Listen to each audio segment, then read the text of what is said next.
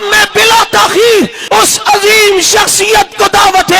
خطاب دے رہا ہوں جو جسم کے لحاظ سے تو کمزور ہے لیکن اس کی استقامت خدا کی قسم جبل احد سے زیادہ بڑی ہے، جس نے ہزاروں جنازے اٹھا کر صحابہ سے محبت کی سودے بازی نہیں کی، کبھی اس نے مشن پر آنچ نہیں آنے دی، جو لگتا تو ہڈیوں کا پنجرا ہے لیکن دنیا کفر کو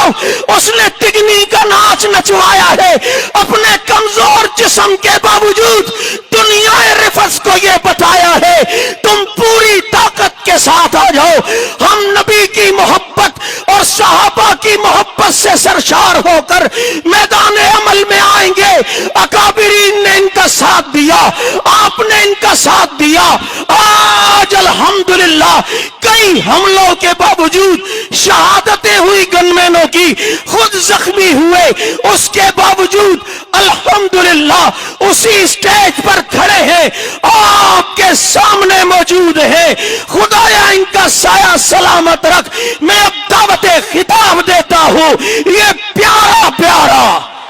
یہ راج دلارا۔ الحمدللہ وحدہ والصلاة والسلام علی من لا نبی بعدہ، اما بعد فاعوذ باللہ من الشیطان الرجیم، بسم اللہ الرحمن الرحیم۔ فإن آمنوا بمثل ما آمنتم به فقد اهتدوا، صدق اللہ العظیم۔ وقت انتہائی مختصر ہے، میں آج کوئی گفتگو کرنے کی نیت سے آیا بھی نہیں ہوں۔ اسٹیج پر موجود تمام علماء کرام، زعماء ملت، مشائخ اعظام کو شکریہ ادا کرتا ہوں، ان کی عزم، ہمت اور جذبے کو سلام عقیدت پیش کرتا ہوں۔ بالخصوص اس کراچی کمیٹی کے سربراہ میرے استاذ محترم حضرت شیخ الحدیث رحمۃ اللہ تعالی علیہ کے جانشین حضرت مولانا ڈاکٹر عادل خان صاحب اور پوری کراچی کمیٹی جس نے بڑی محنت کے ساتھ اس پروگرام کے انتظامات کیے، اور میں ان نوجوانوں اور ساتھیوں کو بھی جنہوں نے رات بھر محنت کی، پرسوں دن بھی محنت کی اور محنت کر کے آپ کے لیے یہ پنڈال سجایا ہے، اور آج تا حد نگاہ لوگوں کا یہ سمندر جو نظر آ رہا ہے۔ میرے دائیں جانب علیحدہ جلسہ ہے، اگر آپ اسٹیج کے پیچھے چلے جائیں تو وہ علیحدہ عوام کھڑی ہے، اور اس طرف جو لوگ اس روڈ پر کھڑے ہیں وہ علیحدہ ہیں۔ جلسے کے وقت یہ کہا گیا تھا کہ ایک روڈ کا انتخاب کیا جائے، یہاں اگر 5 روڈ بھی ہوتے تو آج ناکافی ہو جاتے۔ اہلیان کراچی نے صحابہ کرام سے محبت اور عقیدت کا جو آج ثبوت دیا ہے، میں سمجھتا ہوں یہ کھلا جواب ہے۔ آج اگر اسٹیج پہ بیٹھا کوئی شخص کوئی ایک بات بھی نہ کرے تو کیا یہی بات کافی نہیں ہے کہ ہر شہری اٹھ کر آ گیا ہے، جس جماعت سے بھی اس کا تعلق ہے، ہر جماعت کے تعلق کو اپنی جگہ چھوڑ دیا، ہر ایک رشتے کو اپنی جگہ چھوڑ دیا، اور آج لوگوں نے برملا کہہ دیا مسئلہ جماعتوں کا نہیں ہے، مسئلہ نبی کی جماعت کا ہے۔ اور آج یہ ٹاٹے مارتا ہوا سمندر، عوام کے سروں کا سمندر کہہ رہا ہے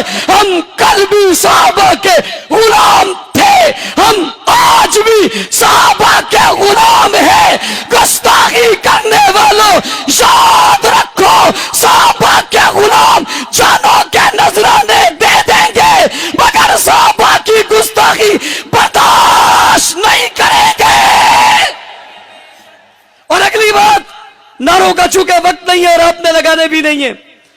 میں آپ سے کہتا ہوں آپ بڑے پرامن طریقے سے آئیں اور آپ یہاں پہنچے، لیکن ابھی آپ نے ایک سفر اور کرنا ہے،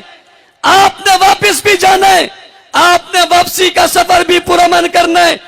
آپ نے رستے میں کسی قسم کی کوئی نعرے بازی نہیں کرنی، بڑی اسی ہمت اور امن کے ساتھ جو آپ آئے ایسے ہی آپ نے جانا ہے۔ حضرت اقدس ہمیں آئندہ کی پالیسی دیں گے، آج ہم نے ثابت کیا ہے، اکابرین نے ہمیں جو کہا ہم نے آج عمل کر کے بتایا۔ انہوں نے کہا پرچم نہیں ہونے چاہیے، ہم نے پرچم نہیں آنے دیے، نعرہ نہیں ہونا چاہیے، ہم نے نعرہ نہیں لگنے دیا، ہم نے ثابت کیا ہم اکابر کے بزرگوں کے خادم ہیں، اور یہ آج کے لیے نہیں ہے، آئندہ بھی انشاءاللہ یہ عزم رہے گا اور اسی طرح چلتے رہیں گے۔ دوسری بات حضرات، بزرگوں نے اور اکابر کے وہ بیانات اور وہ پیغامات آپ نے سن لیے، شیخ الاسلام حضرت مولانا تقی صاحب کا آپ نے پیغام سنا، دیگر بزرگوں کے پیغام آپ تک پہنچے، قائد وفاق المدارس قاری حنیف جلندری صاحب کا پیغام ہم تک پہنچا، ارباب اقتدار، سیاست دانوں، مذہبی لوگوں، ریاست کے لوگوں، ہمارا نقطہ نظر، ہمارا بیانیہ غلط نہیں ہے، ہم ملک میں افراتفری نہیں چاہتے، انتشار نہیں چاہتے، فساد نہیں چاہتے، فرقہ واریت کو بڑھانا نہیں چاہتے، ہم ملک میں امن چاہتے ہیں۔ اس لیے اتنی بڑی گستاخیوں کے باوجود اسلام آباد میں ابو بکر صدیق کی تکفیر کی گئی، اس تکفیری گروہ نے لاہور کے اندر خلفائے راشدین کی توہین کی، نبی علیہ السلام کی بیٹیوں کا انکار کیا، کراچی کی دھرتی میں چوک پر، روڈ میں، دن دیاڑے سورج کی روشنی میں حضرت معاویہ اور ابو سفیان کو برے الفاظ سے یاد کیا گیا، اور الفاظ ان کے ذریعے استعمال کیے گئے، وہ کسی بھی لائق اور کسی بھی عام فرد کے لیے بھی استعمال نہیں کیے جا سکتے۔ سوال یہ پیدا ہوتا ہے، محرم کا مہینہ گزرا، ربیع الاول کا مہینہ گزرا، ہماری 35 سالہ تاریخ گزری ہے، کوئی ایک دن بتاؤ جس میں ہمارے اسٹیج میں سے کسی نے کسی بزرگ کی، کسی ولی کی، کسی کتب کی، کسی ابدال کی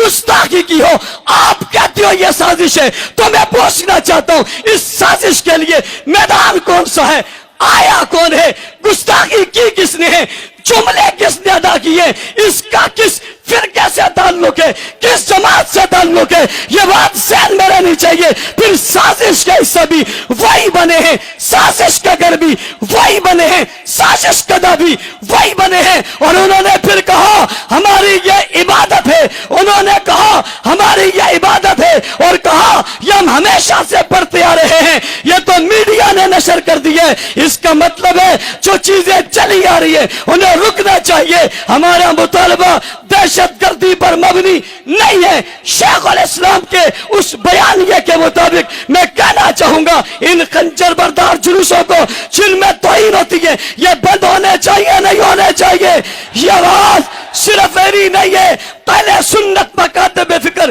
بریلوی اہل حدیث سمیت تمام اس پر متفق ہیں۔ ان گستاخوں میں، جن جلوسوں میں جو گستاخی ہوئی اسے رکنا چاہیے، ستباب کرنا چاہیے۔ ہماری یہ ابتدا تھی، آغاز تھا، ہم یہاں جمع ہوئے، قائدین محترم، مشائخ اعظام، علماء کرام، اشارہ آپ کا کام ہوگا، آپ کے اشاروں پر جانوں کو لٹا دینا ہمارا کام ہوگا۔ اصحاب رسول کی عزت اور ناموس کے لیے، ختم نبوت کے تحفظ کے لیے تمہیں جانوں کی ضرورت پڑے گی۔ اکابرین ملت، آپ اپنی درسگاہوں سے، آپ اپنی قیام گاہوں سے، آپ اپنے مدارس سے اعلان کریں گے، ورکر، کارکن، جانشار، وفادار، انشاءاللہ آپ کے قدموں میں ہم دیر کر دیں گے۔ یہ قوم، یہ لوگ، یہ بستیاں، یہ شہر، یہ علاقے، یہ جوان سب آپ کے حکم کے منتظر ہیں۔ جو ہوگا کرو گے یا نہیں کرو گے؟ کوئی ہاتھ نیچے نہیں ہے، یہ سب کہہ رہے ہیں ہم عزت ختم نبوت کے لیے، تحفظ ناموس صحابہ کے لیے تیار ہیں۔ میں پھر وقت زیادہ نہیں لینا چاہتا، مغرب سے پہلے آپ حضرات نے جانا بھی ہے، مطالبات جناب قراردادوں کی شکل میں آپ کے پاس آ گئے ہیں، انہیں دہرانا نہیں چاہتے۔ میں صرف یہ چاہ رہا ہوں کہ ان روڈوں پر صحابہ کی گستاخی ہوئی تھی، آج ان قائدین کی موجودگی میں آپ صحابہ صحابہ صحابہ صحابہ صحابہ صحابہ صحابہ صحابہ صحابہ صحابہ صحابہ صحابہ صحابہ کر کے قوم کا پیغام دیں گے۔ تم نے جن کی گستاخی کی تھی ان کے نعرے ہر جگہ لگ رہے ہیں۔ میں پوچھنا چاہتا ہوں، نبی نے کلمہ پڑھایا، پڑھا کس نے؟